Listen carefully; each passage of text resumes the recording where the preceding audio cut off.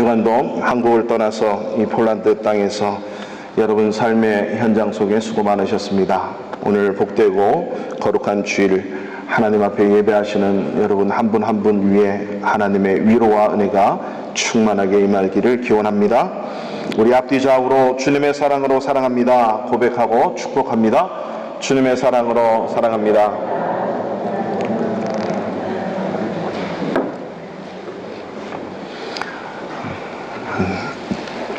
제가 온 지 한 4개월이 다 돼가는데 그때보다 지금 훨씬 주님의 사랑으로 사랑합니다 너무 잘하고 계세요. 그래서 끊임없이 저와 여러분의 마음 속에 삶 속에 주님의 사랑을 채워갈 수 있는 그런 은혜가 날마다 또 예배 가운데 특별히 있기를 주님의 이름으로 축원합니다.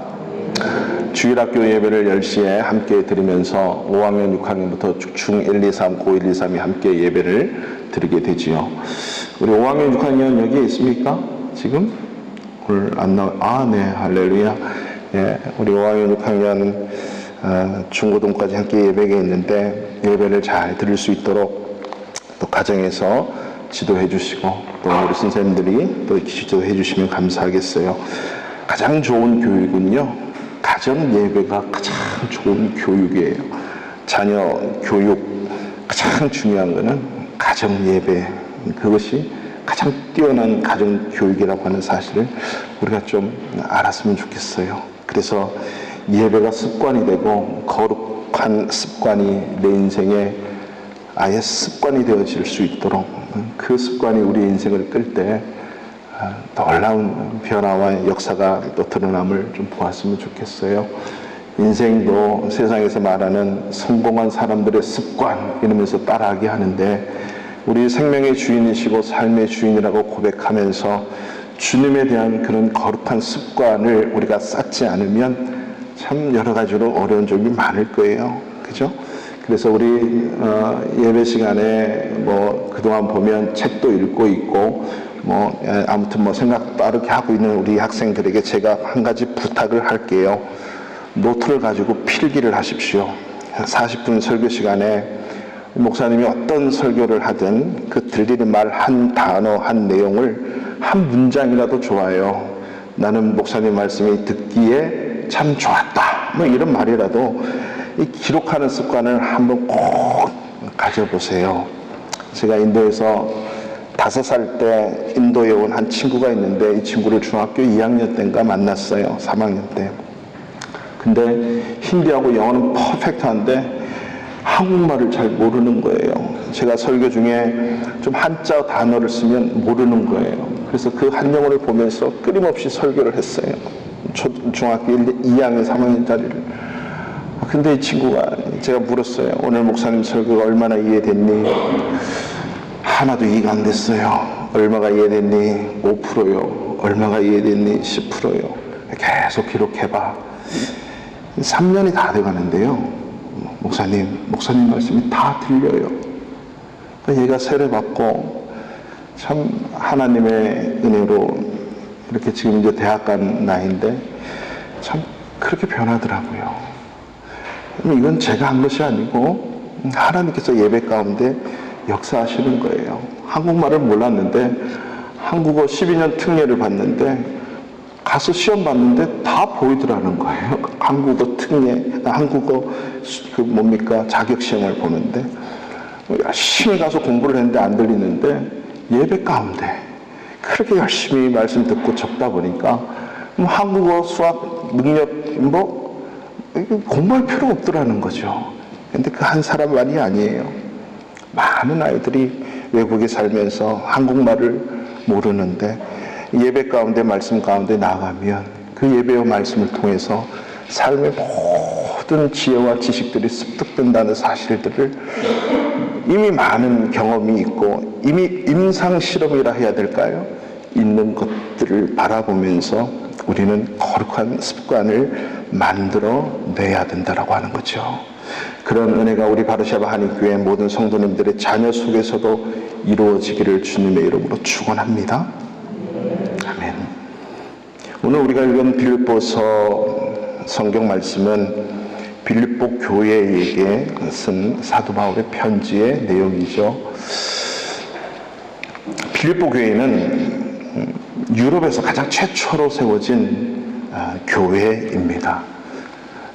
우리 바르샤바 한인교회가 유럽에서 최초로 한인교회 중으로는 건물교회를 우리가 이렇게 가지고 있듯이 이 빌립보 교회는 사도 바울이 2차 선교 여행 중에 루디아라고 하는 그 가죽 장사, 자주 장사 그 여인을 만나서 빌립보 교회를 개척해서 이 빌립보 교회가 세워지게 되지요.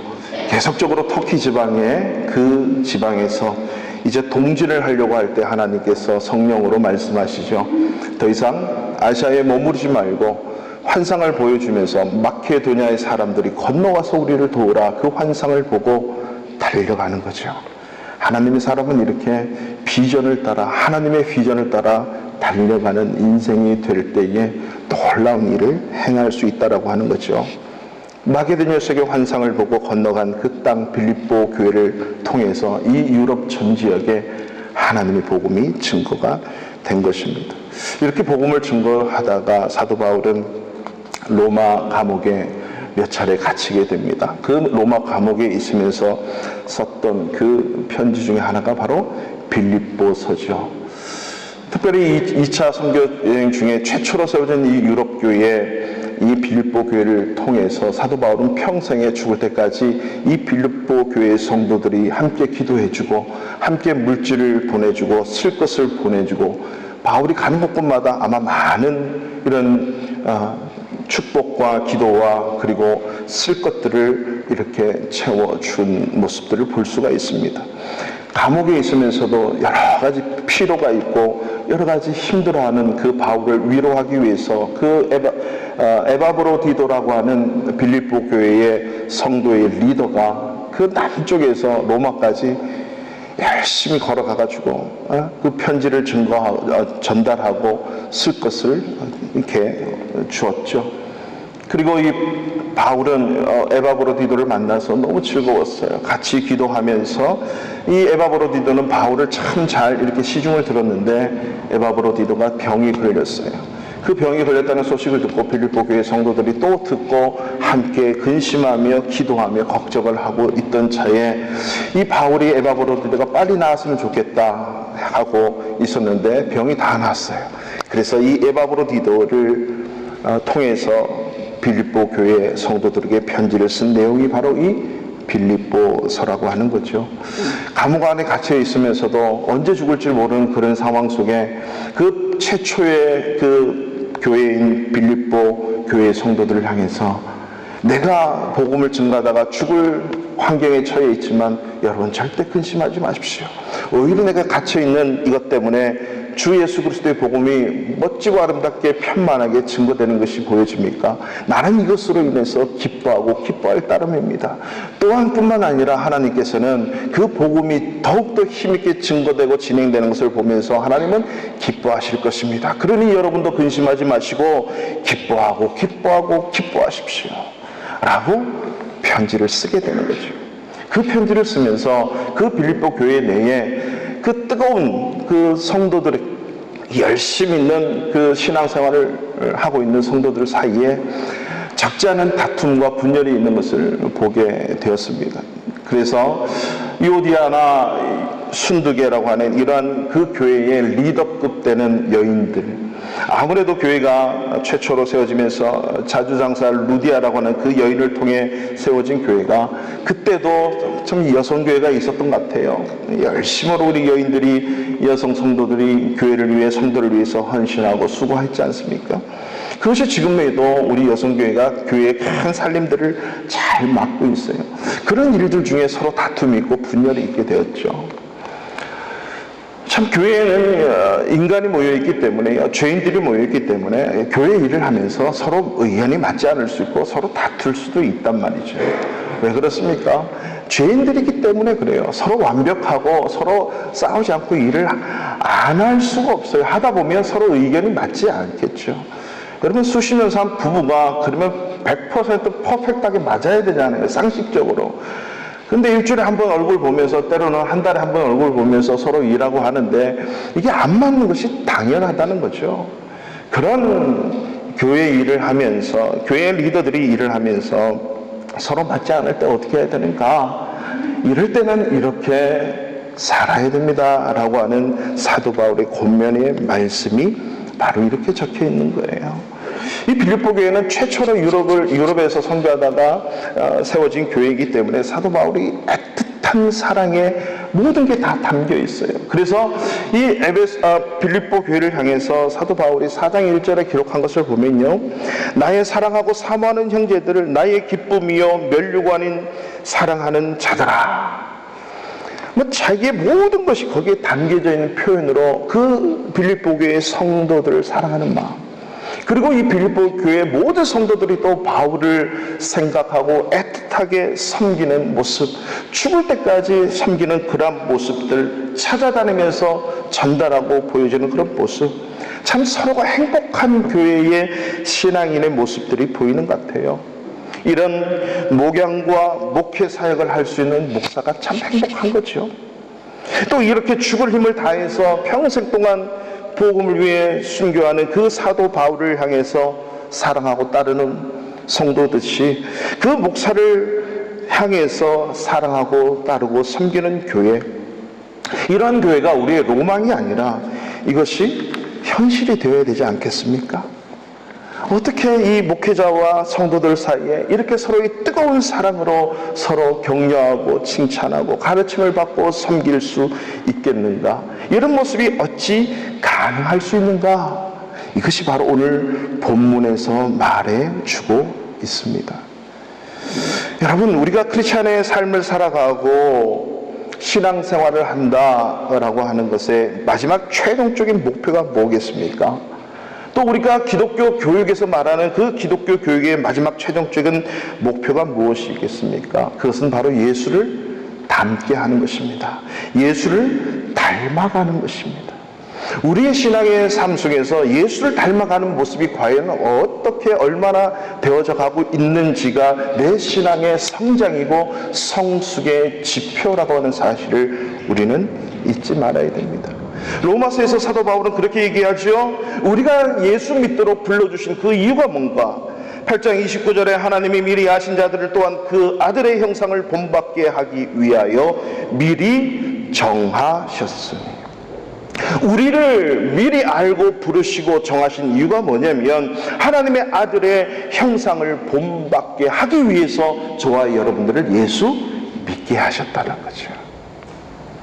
뿐만 아니라 사도 바울은 갈라디아서 4장 19절에 보면 갈라디아 교회의 성도를 향해서 나의 자녀들아 너희 속에 그리스도의 형상을 이루기까지 다시 너희를 위하여 해산하는 수고를 하노니.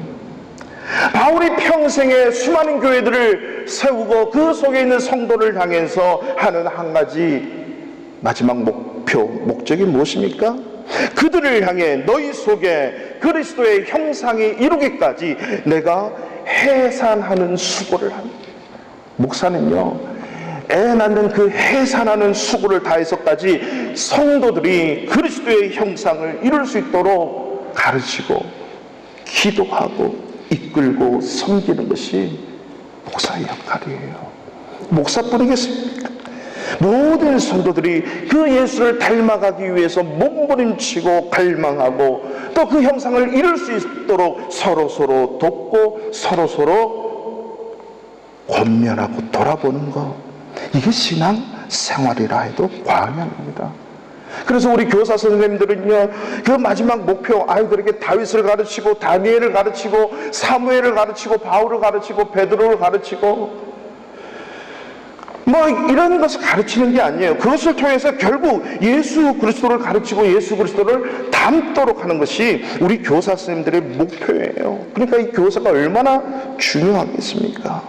아니, 완벽하진 않지만 그 몸부림과 그 열정과 그 열망이 먼저 우리 가운데 있어야 되는 거죠. 이 목사도 그래요. 제가 과연 여러분들이 그리스도의 형상을 이룰 수 있을 때까지 과연 해산하는 수고를 하고 있는가? 늘 반문하지 않을 수가 없습니다.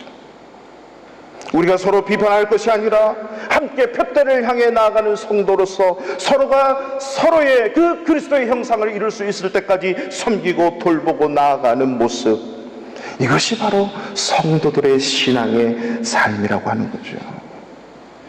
이렇게 예수 그리스도의 형상을 담기 위해서 우리가 갖춰야 될 첫 번째 목표가 뭐냐? 그것이 바로 예수 그리스도의 마음을 품으라 라고 바울은 권면을 하고 있죠. 항상 우리 마음이 예수 그리스도의 마음이 되도록 하는 것, 그 마음부터 담도록, 이것이 예수 그리스도의 형상을 담는 것입니다. 오늘 본문 2장 1절에서 우리가 4절까지의 말씀을 읽지 않았습니다. 우리 그 성경책 있으신 분들은 한번 보시면 그 말씀 가운데에 서로가 권면하고 사랑의 무슨 위로나 성령의 무슨 교제나 긍휼이나 자비나 있거든 마음을 같이 해서 같은 사랑을 가지고 뜻을 합하여 한 마음을 품어서 아무 일이든지 다툼이나 허용으로 하지 말고 오직 겸손한 마음으로 각각 자기보다 남을 낫게 여겨라. 각각 자기의 일을 돌볼 뿐만 아니라 각각 다른 사람의 일들도 돌아보아라. 이렇게 권면하면서 바울은 5절에서 이렇게 얘기합니다. 우리 5절 말씀 다 같이 읽겠습니다. 시작. 너희 안에 아멘. 1절부터 4절까지 모든 얘기 이렇게 하고 저렇게 하고 겸손한 마음으로 각각 자기보다 남을 낮게 여기라. 남을 낮게 여기라가 아니고 남을 낮게 여기라는 거예요. 남을 높이고 나를 낮추라고 하는 말이죠. 이런 얘기를 하면서 한 말씀을 딱 하죠. 너희 안에 이 마음을 품으라. 곧 그리스도의 예수의 마음이다. 예수의 마음만 품으면 이 1절부터 4절까지의 모든 조목조목의 일들은 다 해결될 수 있다라고 하는 거죠. 한 방에 다 해결할 수 있는 거죠. 우리의 신앙생활은 단순해요. 이것도 해야 되고 저것도 해야 되고 저것도 이렇게 살아야 되고 뭐도 해야 되고 뭐도 해야 되고 고민도 하지만은 딱 한 가지예요. 예수의 마음만 품으면 모든 게 다 풀리게 되어 있습니다. 예수 그리스도의 마음만 품으면 다 해결된다는 거죠. 신앙생활의 마지막 목표, 어떤 일을 통해서든지 예수 그리스도의 마음만 품으면, 그리고 그 예수 그리스도의 마음을 품고 살아가면 다 해결된다는 거죠. 그런 문제가 있어요. 어떤 분이 그래요. 돈도 있고 시간도 있고 뭐도 있고 뭐 다 있는데 뭐 다 하고 싶은데 우리 엄마 아빠가 허락을 안 해줘요. 허락만 떨어지면 다 할 수 있어요. 어떤 어르신들은 그래요. 뭐는 다 갖추고 있고 내가 하고 싶은 거 다 할 수 있는데 돈이 없대요. 돈만 있으면 다 할 수 있다는 거죠. 어떤 분은 돈도 엄청 많아요. 근데 시간이 없대요. 시간이 있으면 다 할 수 있다는 거예요. 근데 그리스도의 마음만 품으면 시간 없어도 돈 없어도 허락이 없어도 다 가능할 수 있다라고 하는 거죠. 이게 신앙생활의 마지막 목표이고 마지막 목적이라고 하는 겁니다. 그렇다면 우리가 예수 그리스도의 마음을 어떻게 닮을 수 있고 품을 수 있습니까? 예수 그리스도의 마음을 품는다는 그 의미가 무엇입니까? 오늘 이 본문의 말씀에 두 가지로 나타납니다. 첫 번째는 예수 그리스도의 마음을 품는다는 것은 예수님의 겸손한 마음을 품는 거예요.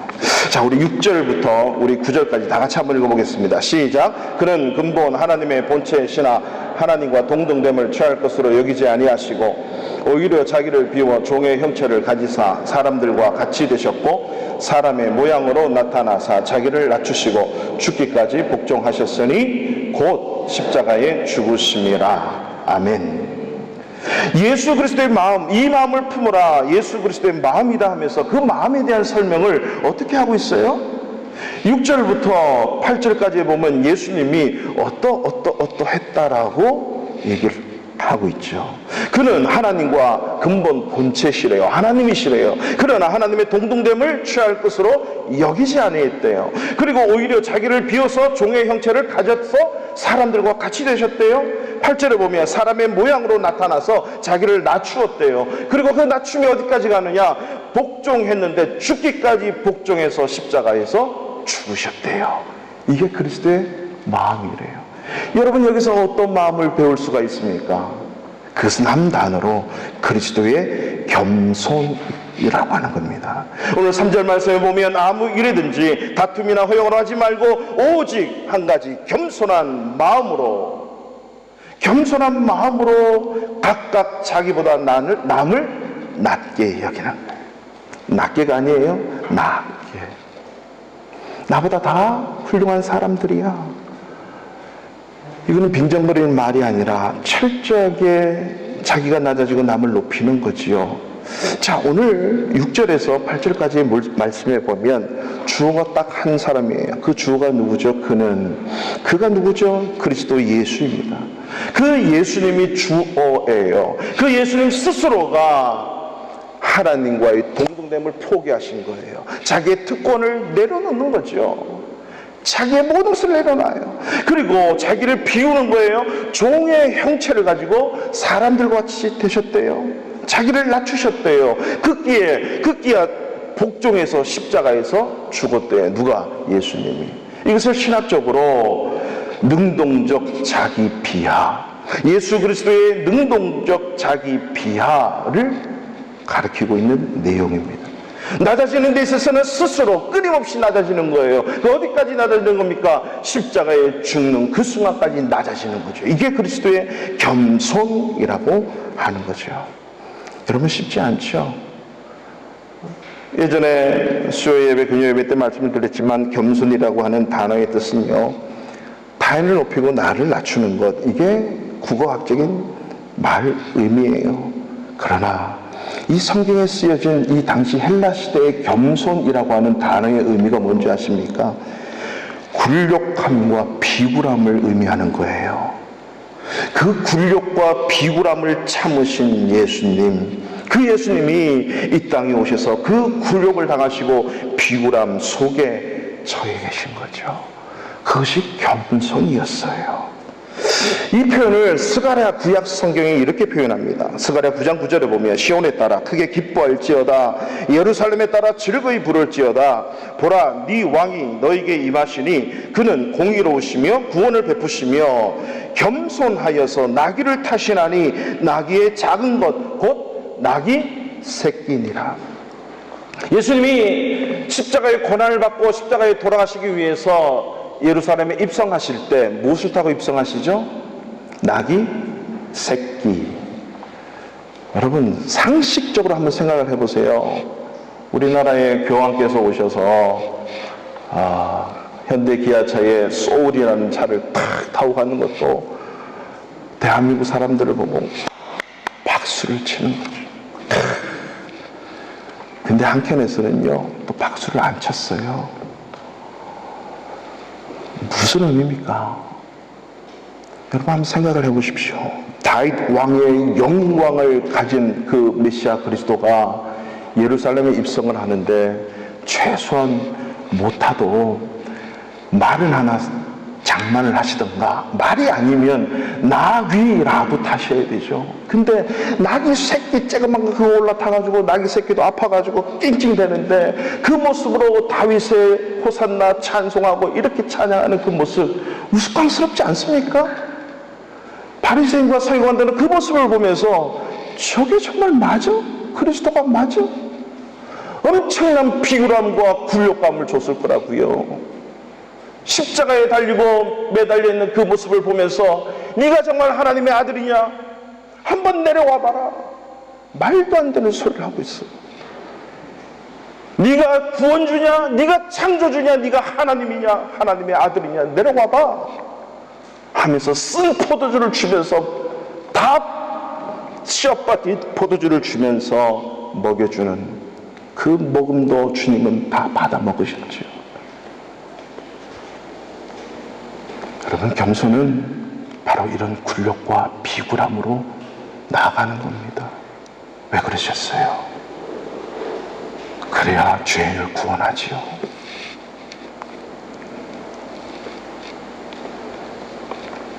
겸손하셔서 나귀 새끼를 타시는 거예요. 마태복음 11장 28절에서 주님이 초청합니다. 수고하고 무거운 짐진 자들아 다 내게로 오라.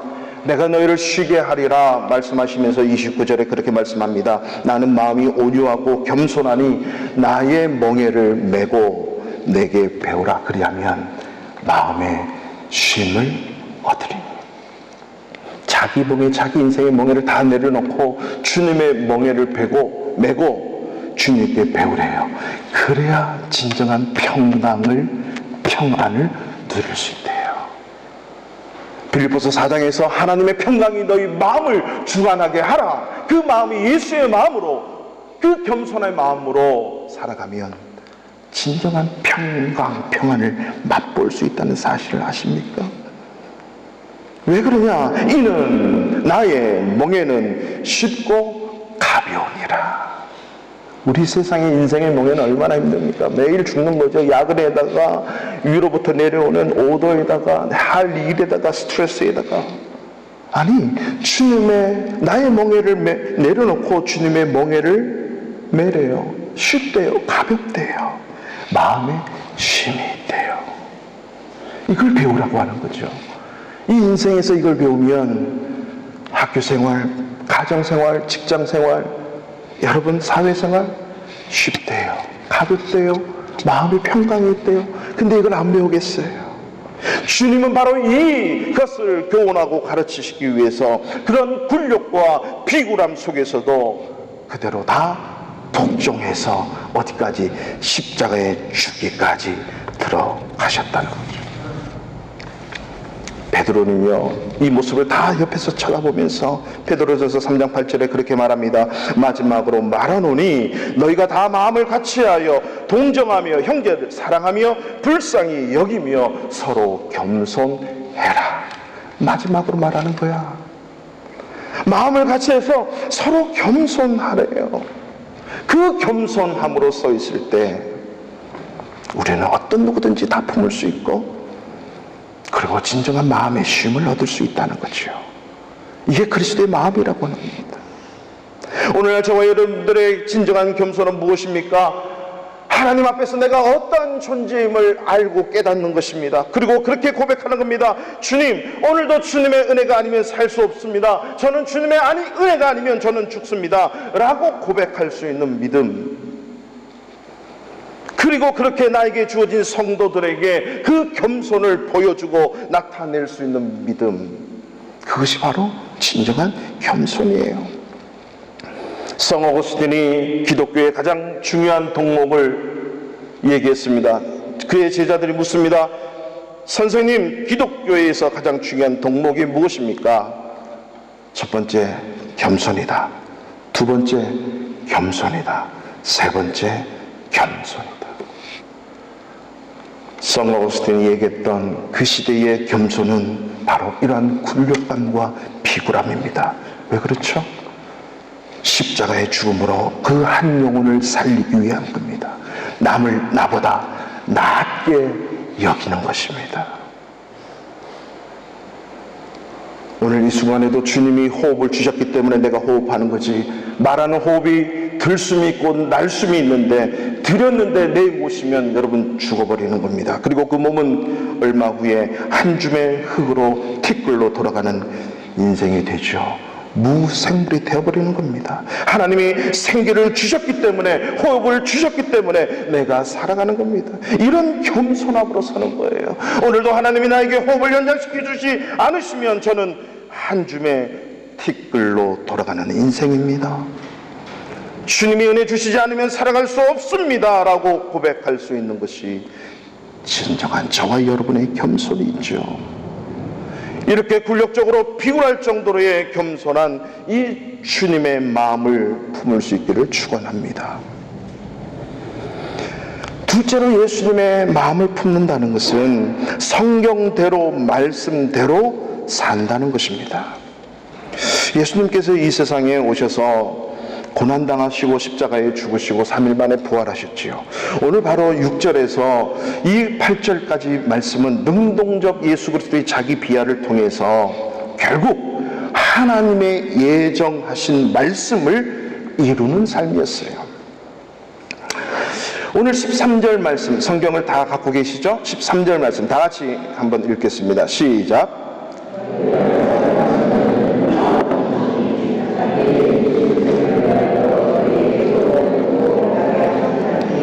아멘. 너희 안에 행하시는 이는 하나님이시니 어떻게 행하시냐면요, 자기의 기쁘신 뜻, 이 기쁘신 뜻이 바로 하나님의 말씀, 성경 말씀이죠. 그 하나님의 의지가 담겨있고 하나님의 마음이 담겨있는 그 말씀, 성경 그대로 예수 그리스도는 바로 하나님의 본체이시라 동등됨을 취할 것으로 여기지 아니하고 자기를 겸손하게 이 땅에 내려오셔서 하나님의 말씀, 죽기까지 그 말씀에 복종하시고 순종하시고 십자가에 돌아가신 겁니다.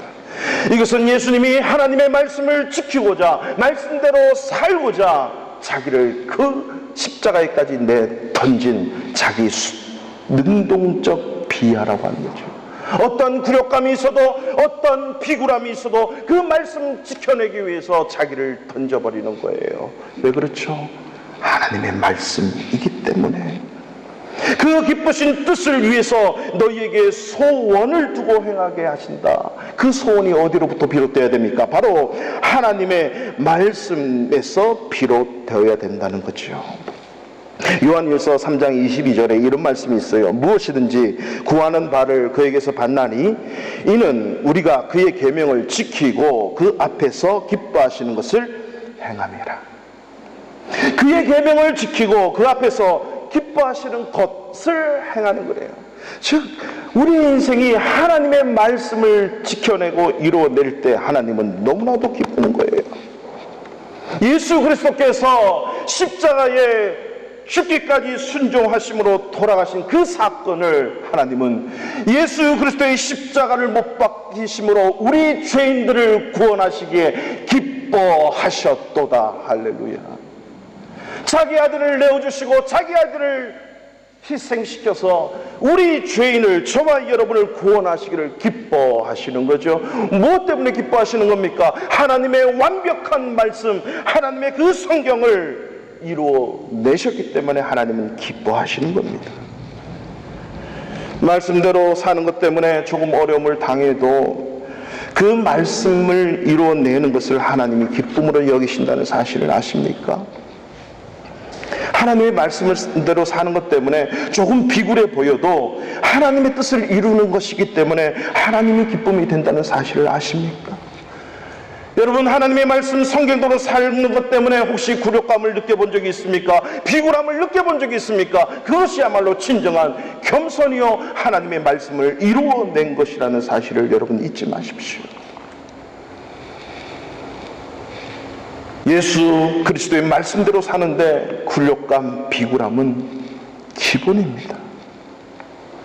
한 형제를 구원하기 위해서, 예수 그리스도의 생명의 복음을 증거하기 위해서 그 사람이 지금도 마음이 아직까지 복음을 증거할 때가, 아직도 예수를 말할 때가, 여러분 그 마음 안에는 아직도 내가 부끄럽고 쑥스럽다는 거예요. 그 사람 아직도 핑계지만 내 안에 그런 굴욕과 비굴함까지 당하면서 내가 복음을 전하지 않겠다라는 얘기 아니겠습니까? 예수님은 스스로 나 한 사람 구원하시기 위해서 낮아지시고 굴욕당하시고 십자가에 죽기까지 복종하셨대요. 그런 예수를 이제 9절부터 반전이 일어나는데요. 자, 9절 말씀해 보십시오. 이름으로 하나님이 그를 지극히 높여 모든 이름 위에 뛰어난 이름을 주사 하늘에 있는 자들과 땅에 있는 자들과 땅 아래에 있는 자들을 모든 무릎을 예수의 이름에 꿇게 하시고, 11절 다 같이 읽습니다. 모든 입으로 예수 그리스도를 주라 시인하여. 아멘. 9절부터 11절까지의 주어는 누구입니까? 하나님이에요. 5절부터 8절까지의 주어는 예수님이죠. 예수님이 그렇게 십자가에 죽어서 없어지는 거죠. 그 없어진 예수를 하나님은 9절부터 이름으로 하나님이 예수를 지극히 높여서 모든 이름 위에 뛰어난 이름을 주신 거예요. 그리고 모든 무릎을 예수의 이름 앞에 꿇게 하고 모든 입으로 예수 그리스도가 주인이다 라고 하고 시인하게 함으로 하나님 아버지께 영광을 돌리게 한 거죠. 말씀대로 살아나기 위해서 어떤 굴욕감과 비굴함을 참고 났어도 그 말씀을 이루어낼 때에 하나님 아버지께서는 그 예수를 높일 뿐만 아니라 함께 구원받은 저와 여러분들을 아버지 하나님께 영광을 돌리는 존재로 그런 엄청난 축복으로 역사하신다는 사실입니다. 이것을 9절에서 11절까지는 수동적 승귀, 예수 그리스도의 수동적 승귀라고 하는 거예요. 높아지고 올려지고 영광스러워지는 것은 내가 그것을 이루는 것이 아니라 하나님이 그 자리에 옮기시는 거예요. 우리 크리스찬은요, 높은 자리, 좋은 자리, 편한 자리, 더 많은 자리 가려고 애 안 쓰셔도 돼요. 내 인생의 주인이신 하나님 앞에 굴욕감과 비굴함이 있을지라도 말씀대로 살겠습니다라고 하는 그런 결단 앞에 말씀을 이루어졌을 때 하나님이 그 자리에 순식간에 올리시는 거예요. 믿습니까? 하늘에 있는 자, 땅에 있는 자, 땅 아래에 있는 자, 모든 자들로 하여금 예수 그리스도 앞에 무릎을 꿇게 하시고 그 예수 그리스도를 주라 신하게 만드시는 분이 내가 아니라, 예수가 아니라 바로 하나님이시라고 하는 사실이죠. 우리가 스스로 겸손해지면 하나님께서는 높이신다는 말씀이에요. 그래서 잠언 22장 4절에 겸손과 여호와를 경외함의 보상은 재물과 영광과 생명이니라. 이 땅에서 수많은 사람들이 재물을 얻기를 원하고 영광을 얻기를 원하고 생명을 얻기를 원하지요. No, 안 됩니다.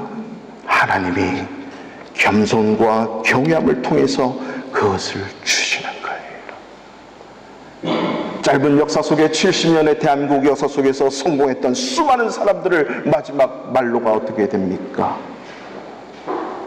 하나님을 그 자리에서도 변함없이 섬겼던 수많은 재력가들은 여전히 하나님의 영광을 보았지만, 그렇지 못한 모든 사람들은 오히려 재물과 영광 때문에 그 생명이 비참한 것을 여러분 보고 있지 않습니까? 이 인생 전부를 따라다닌 베드로는 그의 베드로전서 5장 6절에 그렇게 얘기합니다. 그러므로 하나님의 능하신 손 아래서 겸손해라. 때가 되면 너희를 높이시리라. 아멘. 우리가 예수 그리스도의 마음을 품고 살면, 그리고 예수 그리스도의 겸손을 담고 따라가면 어떠한 비굴함과 굴욕감이 있어도 나를 통해 하나님의 말씀이 이루어짐을 믿는다면 하나님께서 반드시 보상하시고 그에게 재물과 영광과 생명을 얻게 하신다는 이 약속의 말씀을 여러분 믿지 않으시렵니까? 제가 금요일도 말씀을 드렸지만, 여러분 요즘에 유튜브에서 가장 인기 있는 그 유튜브 영상 중에 하나가, 물론 부류가 많이 있지만 여러분 꼭 보십시오. 이정훈 교수님이라고 하는 분이에요. 이분은 서울대를 나오시고 서울대 법대를 나오시고 승려로 불교에 심취하신 분이에요.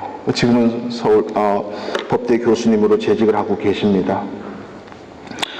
종교자유정책연구위원회에서 이분이 맡은 타스크는 뭐냐면 이 땅 위에 교회를 제거하는 거였어요. 어떻게 하면 크리스찬들을 이 세상에서 없이 할까? 교회를 무너지게 할까? 그래서 뭐 주일날 교회 가는 거, 장로님들이 사업할 때, 장로님들이 뭐 직장 생활하고, 우리 교회 성도들이 직장 생활할 때, 뭐 학교에서 뭐 기도하고 어떤 기독교의 모임들 다 없애버리려고 국회에 마지막까지 상정하는 법안을 다 만들었어요. 교회 타파운동. 근데 이분이 순식간에 사도 바울처럼 예수를 만나버려요. 기독교를, 교회를 타파하기 위해서는 지피지기면 백전백승이라고 기독교를 잘 알아야 되잖아요. 항상 큐티를 하고 성경을 읽고 늘 CTS, CBS 방송을 보는 거예요. 모든 목사님들의 설교를 다 듣는 거예요. 그리고 자기가 가장 잘 보는 어떤 한 목사님의 설교 말씀을 그날도 변함없이 듣고 있다가 너희는 죄인입니다. 우리는 모두가 죄인입니다. 라는 그 말씀을 막 하는데 늘 반응하는 게 있대요. 여기서 강단에서 이런 말을 드리면 안 되겠지만 아무튼 뭐 하고 있네. 이 말을 끊임없이 방언을 하듯이 하시는 거래요. 그날도 변함없이 하고 있네 라고 하는 그 순간 모든 게 다 굳어진 거예요. 그리고 하나님을 만나버린 거예요. 그리고 그 앞에 엎드려져서 그냥 눈물만 흘리는 거예요. 자기가 얼마나 큰 죄인인지. 그리고 뭐 또 말을 못하는 거예요. 24시간 동안 그냥 이러고 돌아다니는 거예요. 모든 게 다 변한 거예요. 근데 사실 모든 게 변한 게 없어요. 변한 거는 자기 혼자래요.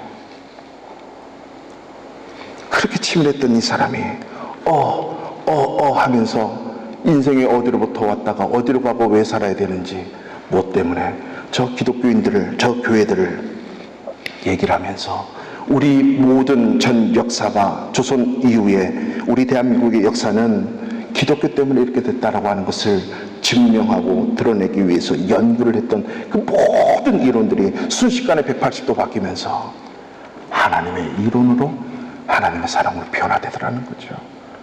자기를 어떻게 말로 표현할 수가 없는 거예요. 이러다가 다니는 거예요. 이분은 예수를 만나버리니까 자기가 그동안 고민하고 하려고 했던 모든 것들이 100% 이해가 다 되더라는 거죠.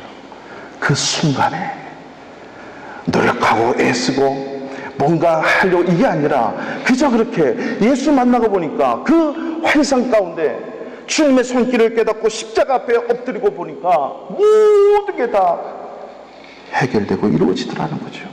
여전히 이분이 교수 생활하고 계시고 여전히 복음 활동을 하고 계시는 거예요. 문제는 종교 자유정책연구위원들이 함께 탔던 배에 완전히 180도 달라진 그 모습을 보고 얼마나 비굴함을 주겠습니까? 굴욕감을 주겠어요. 뿐만 아니라 거기에 대항해서 우리 탁지원 교수님처럼 또 그러한 이교도들에게, 그리고 기독교를 타파한 운동 그들에게 또 운동하는 보수 단체 우리 목사님들, 신학자들이 있잖아요. 그분을 얼마나 위해서 기도하면서 대항했겠습니까? 그분들이 저 사람 정말 변한 거 맞아. 마치 바울이 다메섹 도상에서 예수 때문에 변화돼서 예루살렘 성전에 가서 그 사도들을 만나려고 했을 때 제사장들이나 사도들이 바울을 저 정말 맞아? 양의 탈을 쓴 거 아니야? 라고 거부했듯이 여러 가지 양쪽에서 비굴함을 받는 거죠. 그렇지만 오히려 더 감사한 거죠. 왜 그렇습니까? 하나님의 말씀을 이루는 것 때문입니다. 사랑하는 성도 여러분, 그리스도의 예수의 마음을 품는다는 것은 우리 주님의 비굴할 정도로 겸손하신 마음을 배우고 우리도 때로는 그 말씀을 이루려고 하는 그 상황 속에서 창피스럽고 쑥스럽고 비굴함과 때로는 굴욕적인 모습도 있을 것입니다. 기쁨으로 감당하십시오. 그럴 때에 하나님께서는 저와 여러분들을 생명과 존귀와 영생으로, 영광으로 갚아주실 것입니다. 오늘 이 시간 그 자리에 다 같이 일어나셔서 보소서 주님, 나의 마음은 선한 것이 하나도 없습니다. 주님의 마음으로 나를 채워달라고 이 찬양 드리면서 우리 기도하며 나가십시다.